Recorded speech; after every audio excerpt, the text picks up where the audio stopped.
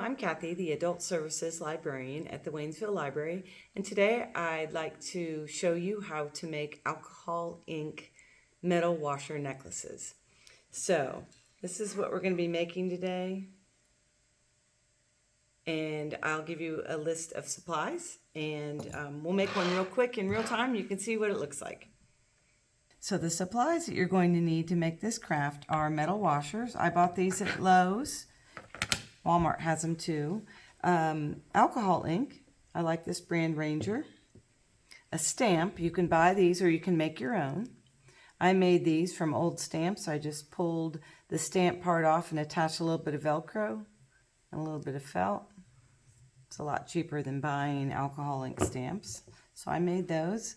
Some sealant for when you're done, and a little bit of witch hazel or rubbing alcohol. So the first thing you're going to want to do is clean these off with alcohol, which I've already done. I'm going to put some ink on the pad, and then you're just going to apply it to the washer in whatever pattern you like. I like to apply it first, and then I'll add another color, and in a few moments I'll show you what it's like if you spray it with a little bit of witch hazel and how it spreads, because alcohol ink is really, really thin, and you get a nice pattern when you spray it. And then I want a little bit of this red.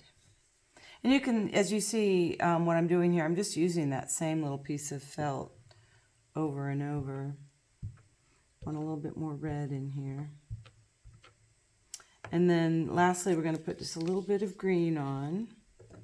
You can do whatever colors you like, and you don't need to change this out. You can just keep adding it around. A little bit of green. I'm going to show you what happens when you spray it. And you can do both sides if you like. So I'm going to just put a little bit and see how the paint expands around the droplet. Make some really cool patterns like that.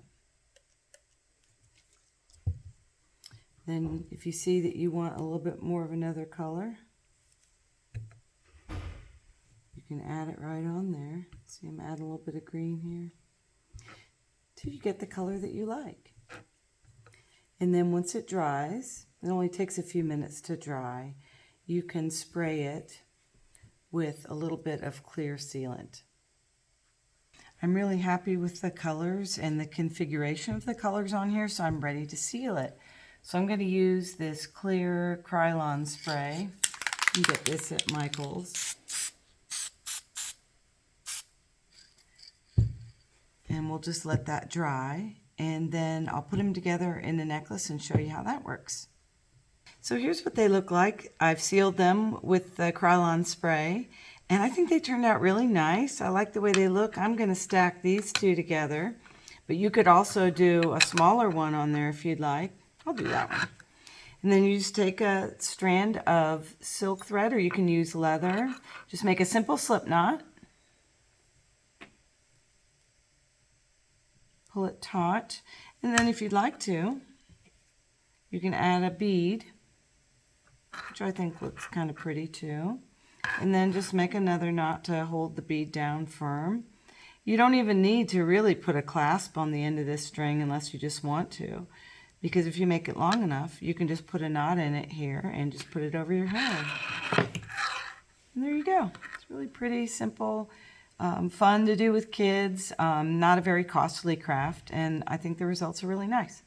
If you would like written instructions for this craft, you can access them at the library's webpage. If you have any questions for me about where to get supplies or how to do the craft, don't hesitate to email me, and thanks so much for watching.